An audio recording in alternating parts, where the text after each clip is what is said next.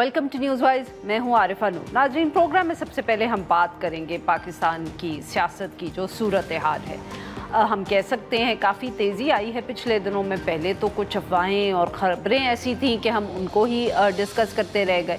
फिर साथ में पाकिस्तान तहरीक इंसाफ की तरफ से एक और कॉल आ गई थी तहरीक का आगाज़ करने की, तो उस पर सब देख ही रहे थे कि पाकिस्तान तहरीक इंसाफ क्या करती है, किस तरह करती है। तो पता ये चला पिछले 2-3 दिनों में कि तहरीक की कॉल तो आई थी अडियाला जेल से। इमरान खान साहब ने अपनी बहन के ज़रिए पैगाम भेजा था, मगर पाकिस्तान तहरीक इंसाफ उठी और लाहौर चल पड़ी। लाहौर दाखिल भी हो गए, फिर पता चला खाना खा के वापस आ गए हैं। तो तहरीक जो थी, जिसका हमें बताया जा रहा था कि वो 5 अगस्त तक कुछ उसने पीक पे अपनी जाना है, इमरान खान साहब के रिहाई के लिए कुछ करना है, तो वो जो 5 अगस्त तक 90 दिन तो नहीं बनते, मगर वज़ीर आला खैबर पख्तूनख्वा ने कह दिया कि हम 90 दिन की डेडलाइन दे रहे हैं। उसके बाद आर या पार, या तुम नहीं या हम नहीं, जो वो तकरीरें करते हैं लहू गरमाने के लिए, उन्होंने एक और तकरीर कर दी, प्रेस कॉन्फ्रेंस कर दी, और अब 90 दिन की डेडलाइन है। अब अगर पाकिस्तान तहरीक इंसाफ से पूछें कि वो जो 5 अगस्त की बजाय 90 दिन हो गए हैं, तो इसका भी कोई सीधा जवाब नहीं मिलता। इसके साथ साथ दूसरा ये भी बात हम कह सकते हैं पाकिस्तान तहरीक इंसाफ ने ही की कि इमरान खान साहब के जो बेटे हैं वो आके पाकिस्तान तहरीक चलाएंगे अपने वालिद के लिए। इस पर भी फ़ौरन हुकूमत से रद्द अमल आया। उन्होंने ज़िक्र किया इस सारे मामले का। राना सनाउल्लाह साहब ने तो यहाँ तक कह दिया कि अगर बेटे आए और एहतजाज में शामिल हुए तो उनको गिरफ़्तार कर लिया जाएगा। तनकीद भी हुई पाकिस्तान तहरीक इंसाफ पे इस बात पे कि एक ऐसी जमात जो कहती थी कि हम ख़ानदानों के और ये मारूसी सियासत के ख़िलाफ़ है, अब वो ख़ुद इमरान खान साहब के बेटों को कह रहे हैं कि वो आके तहरीक को लीड करें। मगर इस पर भी कोई क्लैरिटी नहीं है, क्योंकि जहाँ बहुत से रहनुमाओं ने ये कहा कि वो बेटे आएंगे और आके तहरीक को चलाएंगे, तो कुछ और जो सीनियर लीडरशिप थी उसने इसको भी डिनाई किया। जैसे जो पार्लियामेंट्री लीडर हैं सेनेट में, अली ज़फ़र साहब, उन्होंने कहा कि बेटे आ तो रहे हैं मगर वो सिर्फ इमरान खान से मिलने आ रहे हैं, वो जुलूस की सूरत में अडियाला जेल नहीं जाएंगे।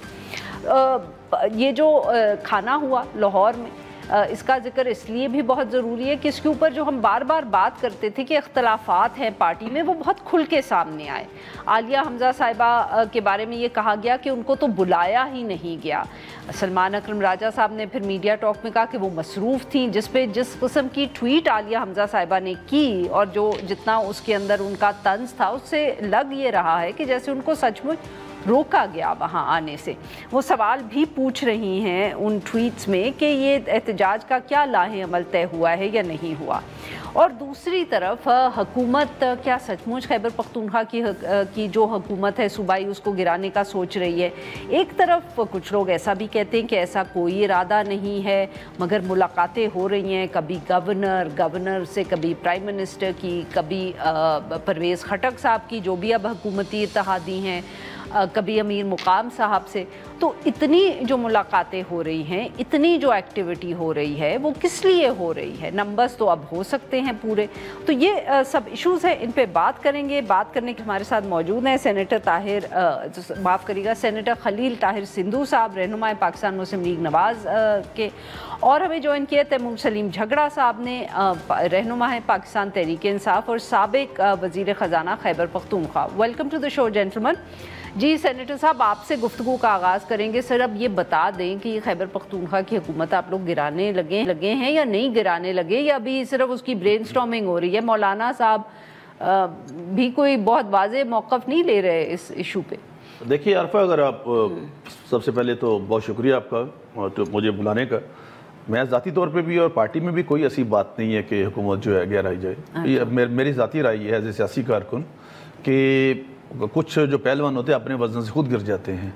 लिहाजा गिराने की कोई ज़रूरत नहीं है। जहाँ तक मौलाना साहब गंडापुर साहब को आप पहलवान कह रहे हैं? जी मैं बिल्कुल उनको कह रहा हूँ, मुकाबले एहतराम है, लेकिन उनका चूँकि ज़ाती एक है थोड़ा सा अनाद मौलाना फजलुर रहमान साहब से, तो आपस में जो कि दोनों का हल्का भी एक है और इलाका भी एक है, और इसी तरह गवर्नर साहब का भी इलाका है, गवर्नर साहब रिश्तेदार भी हैं अपना अली मीन गंडापुर साहब के, तो शायद इस वजह से अगर कुछ ऐसी तब्दीली आती भी है तो इनकी आपस में कोई आएगी। अदरवाइज जो आज सर्वे भी आया गैलप का, और जो कुछ वहाँ पे महंगाई का सूरत हाल है, और कितने लोगों ने कहा कि हम सियासी तहरीक में हिस्सा लेंगे या नहीं लेंगे, तो अपनी ही सूरत में आएगा। लेकिन गवर्नमेंट का कोई किसी किस्म का कोई इरादा नहीं है कि ये जो KP की गवर्नमेंट है इसको गिराया जाए। ये मतलब मैं ज़ाती तौर पर समझता हूँ कि ये गैर जमहूरी रवैया होगा। तो सर ये फिर जो मुलाकातें हो रही हैं, कभी गवर्नर साहब मिल रहे हैं अमीर मुकाम साहब को, कभी परवेज़ खटक साहब को, कभी मौलाना साहब को, ये वैसे ही हो रही हैं? देखिए आरफा, जब तक मियां मोहम्मद नवाज शरीफ साहब की तरफ से कोई बात नहीं आती तब तक मैं किसी बात पे यकीन नहीं कर सकता ज़ाती तौर पे, क्योंकि मेरे कायद वो है, मैं शुरू से उनके साथ हूँ, 4 दफ़ा मिनिस्टर हूँ पंजाब में, अब भी इधर हूँ, सेनेटर हूँ। तो जब तक उनकी तरफ से कोई इस किस्म की बात नहीं आती तब तक I will not trust on any body की ये कोई बात हो सकती। इवन हमारे प्राइम मिनिस्टर साहब जो है मियां मोहम्मद शहबाज शरीफ साहब, वो भी उनकी मर्जी के बगैर कोई कदम नहीं उठाते। तो ये हमारी जमात में है, जिस तरह से इनकी जमात में तैमूर झगड़ा साहब की जमात में है कि जो कुछ इमरान खान साहब कहते हैं उसके साथ चलते हैं, और होना भी यही चाहिए। तो मेरी ज़ाती तो अब भी राय है कि ऐसी कोई बात नहीं बना अब तक मियां साहब की तरफ से कोई ना कोई स्टेटमेंट ज़रूर आती। तो जब तक मियां मोहम्मद नवाज शरीफ साहब की तरफ से कोई स्टेटमेंट नहीं आती, I can not say anything, इस पर कोई किसी किस्म की मैं बात नहीं कर सकता। एक चाहते चाहते बात करने लगा हूँ कि गंडापुर साहब ने क्या किया है कि इनकी तो तारीख आ रही थी, पता नहीं हाईकोर्ट में नेक्स्ट वीक है या कौन सी तारीख है मुझे नहीं पता, वो 90 दिन के लिए खान साहब को और कैद में एक्सटेंशन दे गया जेल में। जी जी बिल्कुल। ये अब तैमूर सलीम झगड़ा साहब अब मैं क्या सवाल पूछूं आपके लिए? तो मेरे ख्याल में जो सिंधु साहब ने बात कर दी है वही काफ़ी है।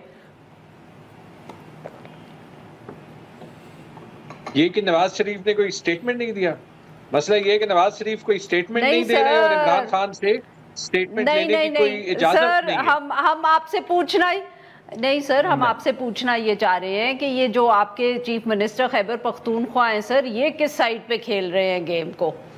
अब तो सबको ही जो है ना कुछ एतराज़ात हो गए हैं, कुछ सवालात उठना शुरू हो गए हैं कि ये PMLN 11 के हिस्से के टीम में है, बट पता नहीं क्यों खड़े आप लोगों की साइड के ऊपर हुए हैं।